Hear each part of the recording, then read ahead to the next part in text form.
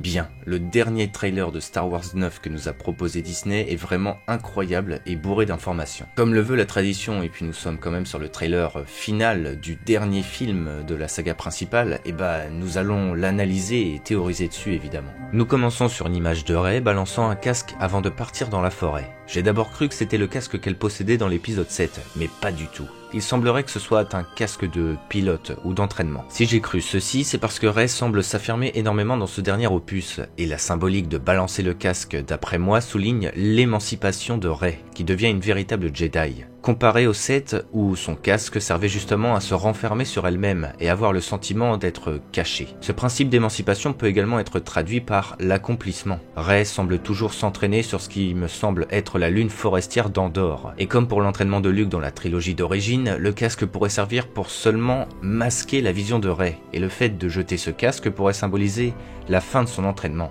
qu'elle est prête à accomplir son destin. D'où le fait qu'elle se mette à courir à travers la jungle pour atterrir sur ce qui semble être les débris de l'étoile de la mort. Un peu à la manière d'Han Solo, nous avons un Finn qui nous parle en arrière-plan de la force et du peu qu'il en connaît. Je le compare à Han Solo par rapport à sa position dans le film. Finn est un grand résistant, mais loin de la force, comme le fut Han Solo en quelque sorte. Tout comme l'interprétation que nous avions de lui dans le 7. Les Jedi, le côté obscur, tout ça c'est vrai. Mais c'est un discours très malin car Finn est en train de motiver les troupes pour un conseil de guerre, tout en amenant ce parallèle à la force avec la sensation, l'instinct. Maintenant que la résistance et l'espoir est relancé, il faut quelqu'un pour les guider. Nous sommes clairement dans une suite logique du 8e opus. Détail important à souligner, c'est que Rose est toujours présente, et Jorah bel et bien dans l'opus 9. Je n'étais pas spécialement fan du personnage, mais l'actrice avait reçu bon nombre d'insultes qui n'avaient pas lieu d'être. Donc c'est une belle réponse qu'elle soit là. Toujours dans cette idée d'émancipation et d'affirmation de Rey, la dernière des Jedi affirme que tout le monde croit la connaître, alors qu'en fait, personne ne la connaît vraiment. Personnellement, cela sonne ici comme le fait que Rey a le droit d'être en colère, a le droit de mettre ses espoirs en Kylo Ren, comme elle le fit dans l'épisode 8, qu'elle ne soit pas obligée d'être la Jedi parfaite, la justicière que tout le monde attend. Elle n'a pas connu ses parents, elle n'a pas de réelle identité et elle est poussée au devant de la scène par tout le monde.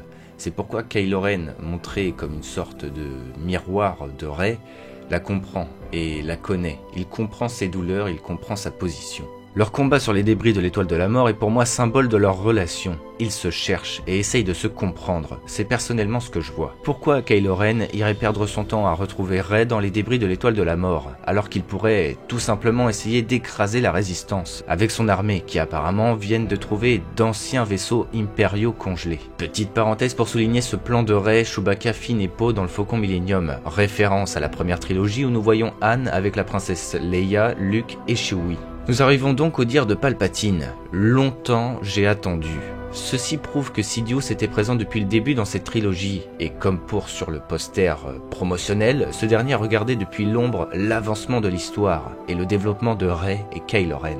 Et comme je le soulignais dans mon 3 théorie, que d'ailleurs je vous invite à regarder car elle concorde beaucoup avec ce qui est montré pour le moment, Rey et Kylo Ren semblent agir ensemble. Eux, qui sont depuis le début mis en confrontation, ont enfin compris qu'ils devaient agir ensemble pour avancer. L'époque des Jedi contre les Sith est révolue pour justement atteindre un entre-deux. Et comme démontré par Sidious, le fait d'agir ensemble les mèneront à leur perte.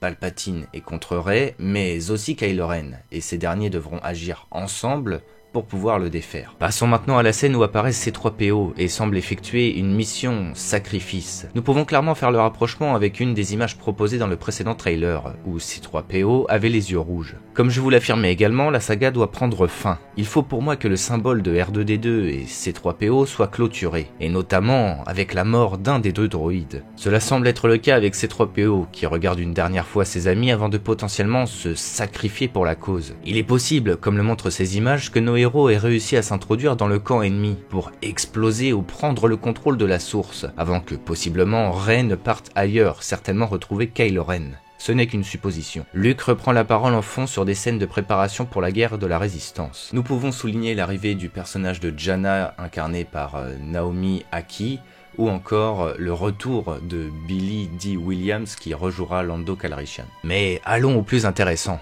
Nous sommes de nouveau face au duo de Kylo Ren et Rey, certainement en train d'échanger après leur combat. La mise en scène rappelle énormément Game of Thrones dans sa conception, notamment avec ces deux personnages au sommet d'une gloire passée. L'image est très belle, je trouve. Nous avons également la présence de Finn, qui, comme un grand frère pour Rey, s'inquiète pour elle, et la suit peu importe le danger. Sauf que nous ne sommes plus en présence de la même Rey, qui décide aujourd'hui de s'affirmer et travailler aux côtés de Kylo Ren. Pour ce dernier épisode, comme nous le montre l'image suivante, Finn semble s'inquiéter de ce duo. Là où il y a mon incompréhension, c'est que Rey et Kylo Ren détruisent à deux ensemble une sorte de statue, et on dirait qu'elle représente Dark Vador. J'avoue avoir tiqué un moment dessus quand j'ai vu le trailer, mais les débris nous semblent montrer les restes du casque du Seigneur déchu. J'espère me tromper personnellement, et que cette destruction était autre chose. Mais dans la symbolique, Kylo Ren a toujours conseillé à Rey de faire abstraction du passé jusqu'à même tuer le passé, si besoin. Il veut défaire Sith et Jedi pour apporter un nouveau monde, alors que pourtant, il a toujours été motivé par les travaux de son grand-père. Il y a ici une belle contradiction. Contradiction qui, si c'est bel et bien une statue représentant Dark Vador, pourrait être anéantie pour montrer l'évolution également de Kylo Ren. Enfin, comme dans tout trailer, la scène finale est toujours la plus impactante. Déjà, nous sommes, je pense, face à Ben Solo et non Kylo Ren sur cette image. De par l'expression sur son visage, je ne vois aucune colère, et le fait qu'il ne porte pas son casque, qu'il a pourtant refabriqué, en dit long. Et dans la mise en scène, on dirait qu'il semble vouloir aider Rey, qui est face à l'empereur dans la scène suivante. Empereur que nous voyons enfin pour la première fois, et c'est important de le souligner. Ce dernier n'est toujours pas présent sur les affiches, ou encore le poster final de Star Wars 9 lui-même. Sidious agit dans l'ombre. Et là, le plus surprenant arrive. Luke, qui parle en fond depuis maintenant 3 trailers, n'est pas juste une voix de narration, comme ça le laissait sous-entendre, mais semble bel et bien aux côtés de Rey depuis le début, en tant que Force Ghost. Nous le voyons car Rey semble réagir à ce que dit ce dernier, alors qu'elle a l'air totalement perdue et sous l'émotion. La voix de Leia vient encore plus nous surprendre, car il semblerait qu'elle puisse également être présente en tant que fantôme de la Force. Elle qui semble devenir une sorte de mère pour la jeune Jedi. Les 3 protagonistes de la première trilogie ont tous été comme une sorte de parents pour Rey. Exactement comme le soulignait Kylo Ren dans l'opus 8. En tout cas, si Leia est un fantôme de la Force, cela signifie que son personnage est malheureusement décédé. Mais ce n'est pas réellement une surprise. Carrie Fisher nous a malheureusement quittés il y a plus d'1 an, et dans la conception des 3 films de la trilogie, l'opus 7 tournait beaucoup autour de Han Solo, se terminant sur sa mort. Pareil pour Luke avec l'épisode 8, et bien évidemment l'opus 9 était donc dédié à Leia. J'aimerais également souligner la non-présence des Chevaliers de Ren dans ce trailer. Cela va faire maintenant 3 trailers teasers qu'ils sont absents, et pourtant nous savons qu'ils seront dans le film. Est-ce que finalement l'idée a été un petit peu mise de côté, et ces derniers représenteront seulement une simple garde prétorienne pour Kylo Ren ? Ou bien est-ce que Disney souhaite vraiment cacher quelque chose par rapport à ces derniers? À vous de me dire, mais j'espère que la vidéo vous aura plu. N'hésitez vraiment pas à aller voir le 3 théories que j'ai fait sur Star Wars 9, car les théories se concrétisent vraiment de plus en plus, notamment par rapport à ce dernier trailer. N'hésitez pas à vous abonner, à laisser un pouce bleu et un commentaire. On se retrouve dans la semaine pour d'autres vidéos. En attendant, c'était Targorok, et que le Lionheart soit avec vous.